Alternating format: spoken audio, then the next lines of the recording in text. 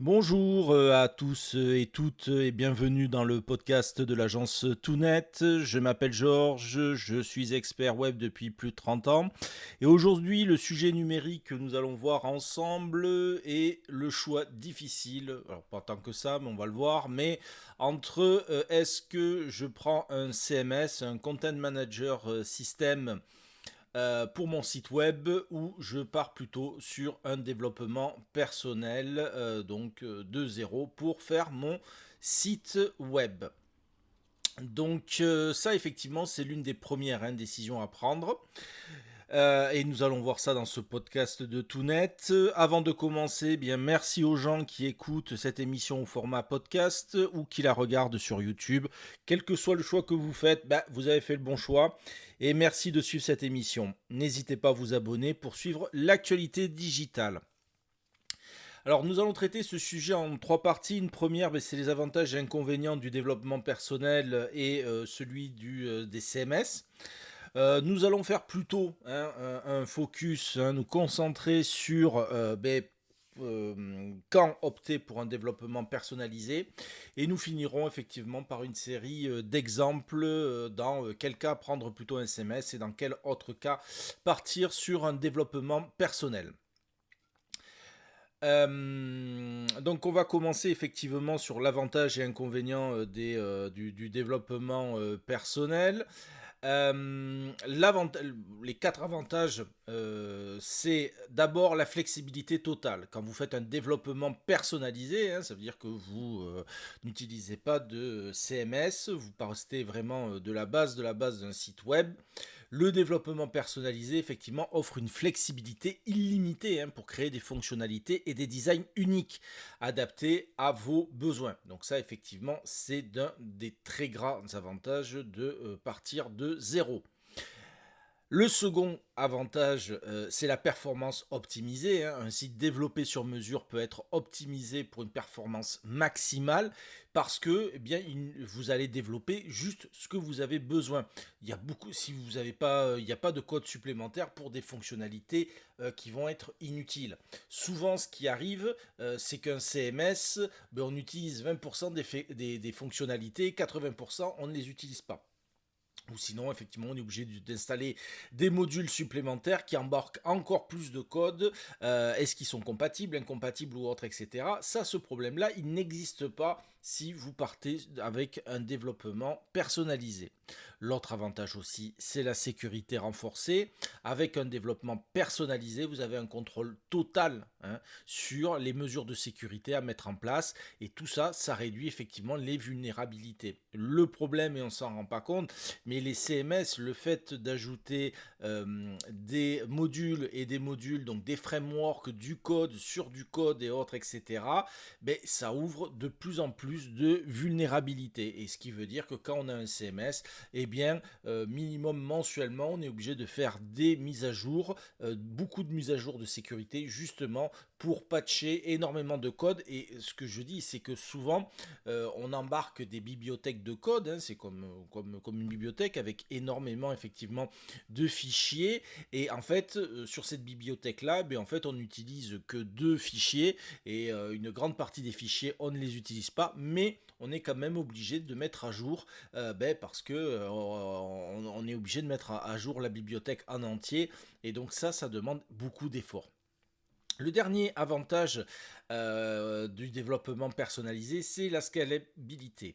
C'est-à-dire que l'avantage, c'est que suivant l'évolution de votre entreprise, l'évolution des besoins, des plateformes, on peut augmenter, on peut modifier le site en fait, sans effectivement toutes les problématiques que peuvent apporter des CMS. Un CMS, c'est quelque chose qui est livré, qui est préfet, et si on veut étendre, si on a besoin de plus de puissance, moins de puissance, tel élément ou autre, etc., on peut plus facilement effectivement le faire sur un site personnalisé, ou même il y a des fois, malheureusement, le CMS ne permet pas cet élément, cette possibilité d'augmenter de niveau.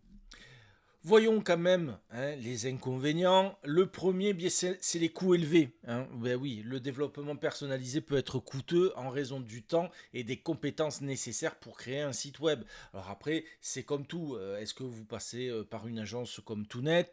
Est-ce que vous passez par un développeur indépendant? Bon, là, on n'est pas là pour traiter effectivement, mais il faut bien comprendre que de partir from scratch, hein, depuis le début, ça va demander un certain coût et surtout de l'expertise. Moi, je travaille avec des gens, voilà, certains développeurs, en une semaine ou 2 semaines, ils peuvent faire un très très bon site et un très bon rendu.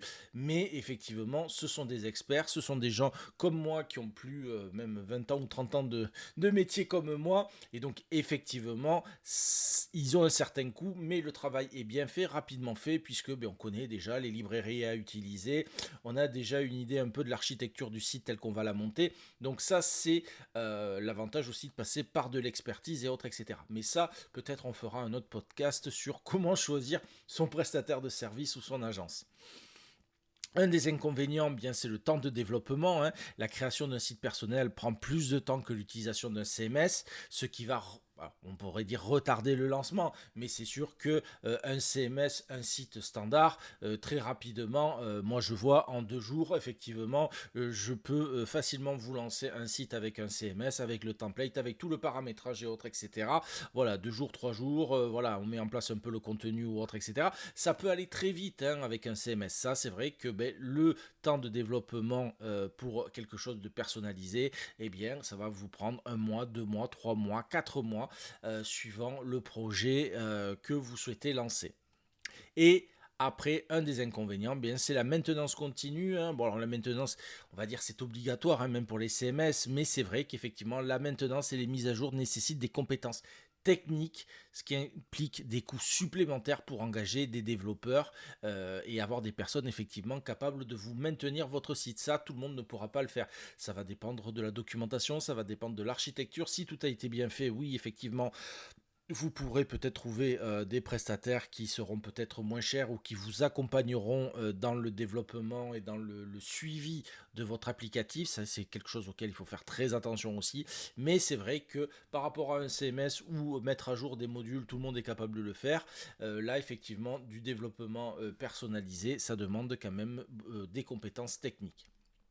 Passons au système de gestion de contenu, les CMS. Il faut être clair, nous avons déjà fait sur la chaîne des présentations de CMS. Donc là, le but, c'est pas de vous présenter les CMS. À la rigueur, allez voir ces podcasts-là. Mais bon, effectivement, hein, que ça soit du WordPress, Joomla, Drupal, Typo 3 ou autre, etc.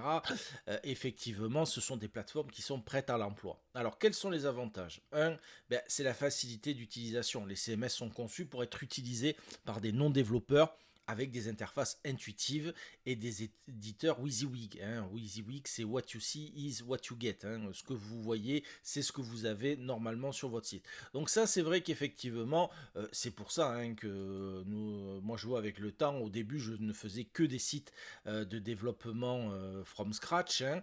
Et effectivement, quand les CMS sont apparus, et bien, de plus en plus, on est allé vers ces solutions-là. Mais attention, ce n'est pas non plus les solutions universelles, hein, les CMS.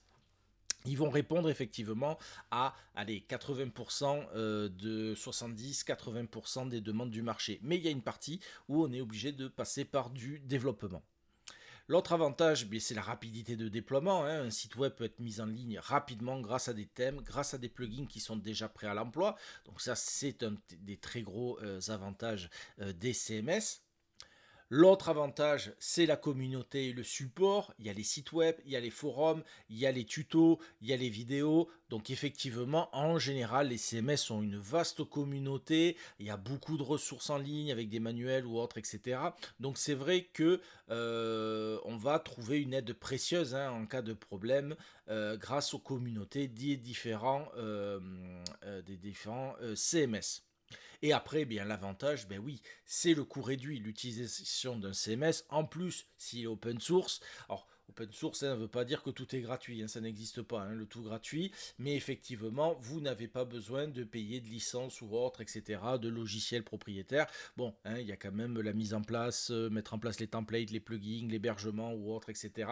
Là maintenant, c'est pas des choses hein, qui disparaissent, hein, donc voilà. Mais voilà, c'est quand même moins coûteux qu'un développement personnalisé, bah, surtout hein, si vous êtes une petite ou une moyenne entreprise et que on va dire que le web n'est pas le nerf de la guerre pour votre entreprise. Quels sont les inconvénients des CMS? Alors le premier, eh bien, on pourrait dire que la personnalisation est limitée, hein. Alors effectivement, les CMS ont beaucoup d'options, hein, beaucoup de fonctionnalités, mais il peut y avoir une limite. Et après, en fait, ben, c'est idiot, mais on va retomber sur des développements personnalisés. Alors on ne développe pas le CMS, mais on va développer effectivement des plugins pour répondre à une limite du CMS. Donc là, voilà, hein, c'est un peu une méthode hybride, hein. Moi, ça m'arrive très souvent effectivement d'être obligé de développer des modules pour des besoins spécifiques clients, mais voilà, ça arrive. Ou sinon de customisation. On prend un module existant et on le customise aux questions. Donc il y a déjà une partie qui nous est livrée, mais on est obligé de faire du développement personnalisé pour le client. Après, eh bien, il y a des problèmes effectivement de performance variable. Si le prestataire que vous choisissez ne sait pas utiliser le CMS, il ne saura pas le régler. Et donc, effectivement, ben, vous allez vous retrouver avec, désolé pour l'image, mais un veau. Hein, donc, ça va être très difficile à faire avancer et autres, etc. Et avec des performances pauvres. Donc, ça, effectivement, ça peut être une des problématiques des CMS. L'autre inconvénient des CMS, ben, c'est la sécurité, hein. Des CMS populaires sont souvent la cible des pirates informatiques et il y a des vulnérabilités dans les thèmes, dans les plugins hein, qui peuvent compromettre la sécurité de votre site. Hein. Comme je dis souvent, moi si je devais toucher 1 € par attaque WordPress que je subis par jour, hein, à la fin du mois j'arrête de travailler parce que ben, effectivement WordPress est le site le plus attaqué au monde et ben, effectivement il a beaucoup de failles si on ne sait pas les corriger. L'autre inconvénient, ben, ça peut être la scalabilité, hein. Même si les CMS peuvent évoluer, au bout d'un moment, certains peuvent rencontrer des problèmes de limitation, hein.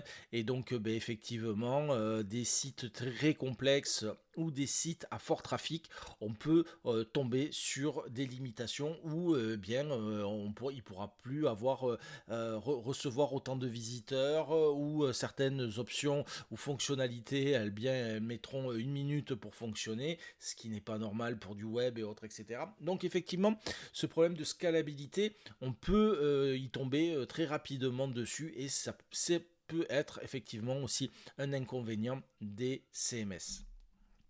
Là, on va passer à la seconde partie.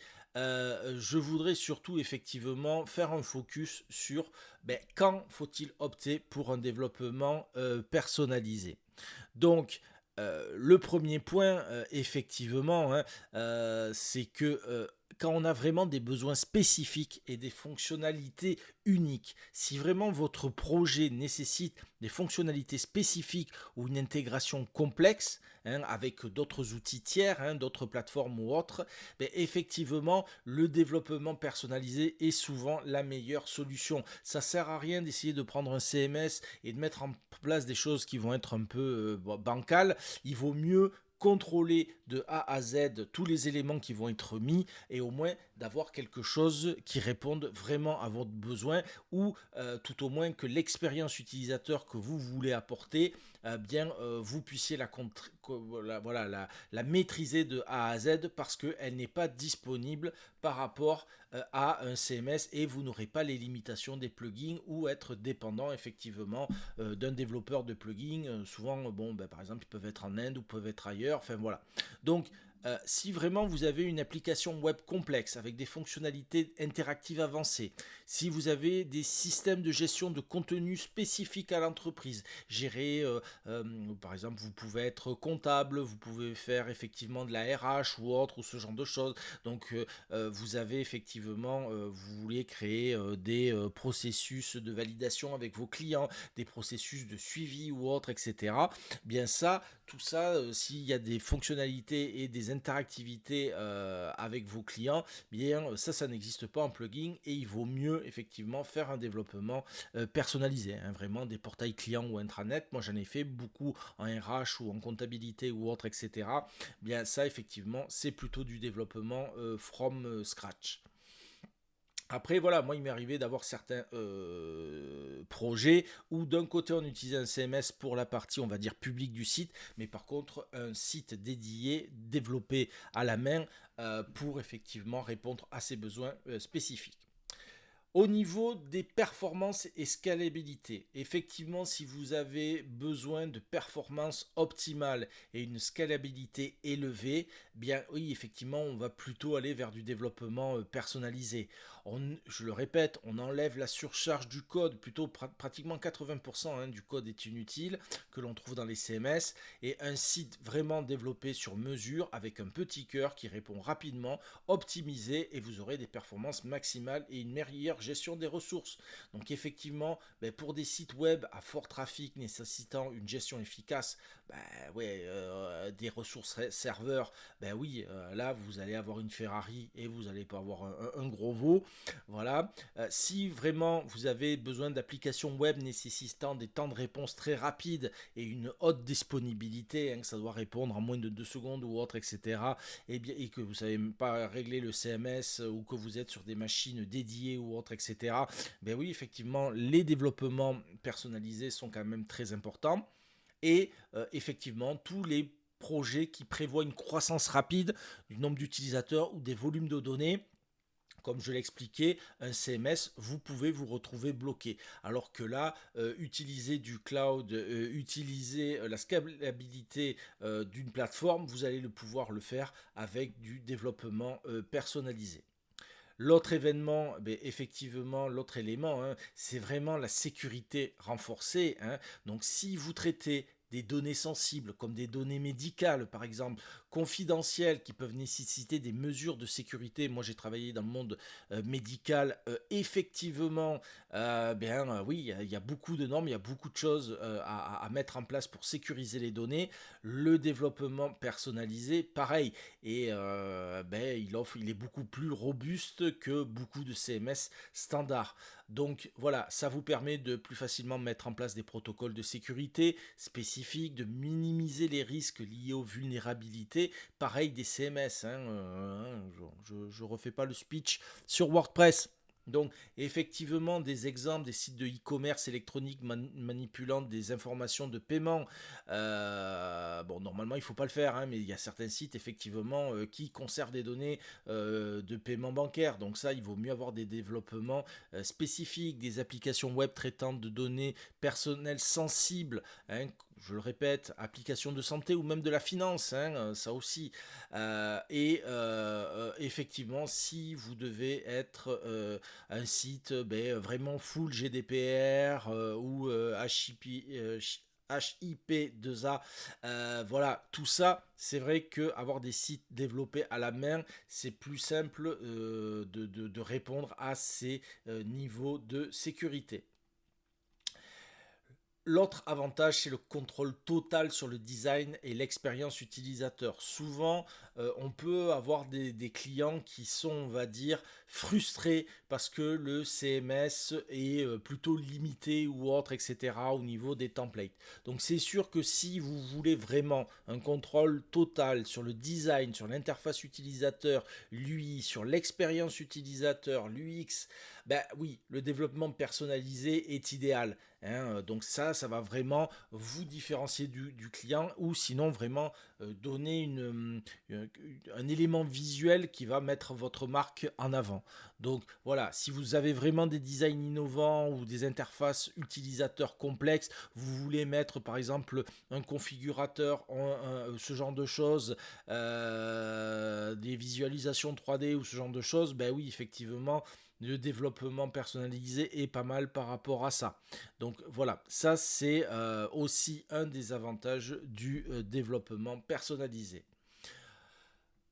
Notre avantage, c'est l'intégration de systèmes et d'API. effectivement, il y a beaucoup de projets qui demandent d'être intégrés, d'intégration complexe avec d'autres systèmes, que ce soit des systèmes financiers, que ça soit par exemple, d'aller s'alimenter d'une autre base de données, de faire du big data, de se connecter à l'ERP de la société, ce genre de choses et autres, etc.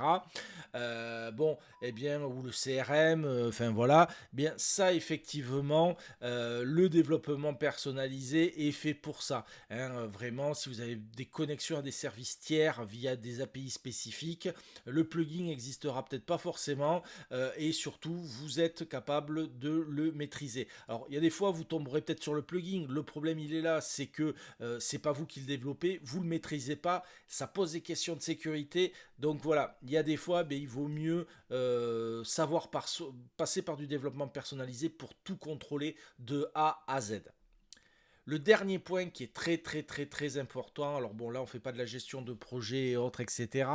Mais c'est pas le but de ce podcast, mais la longévité et l'évolutivité du projet. Si, vous, si vraiment vous prévoyez, hein, que votre projet va évoluer de manière significative, que vous souhaitez une solution qui puisse s'adapter à ces changements sans limitation, bah ouais, le développement personnalisé offre la flexibilité nécessaire pour évoluer en fonction des besoins futurs.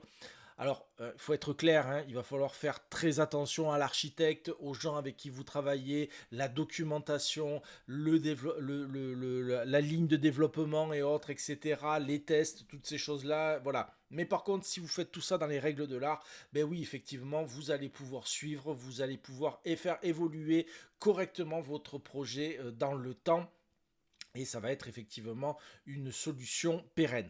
Donc c'est sûr que qui peut en avoir besoin, par exemple les startups avec des plans d'expansion rapides, hein, qui ont besoin d'une infrastructure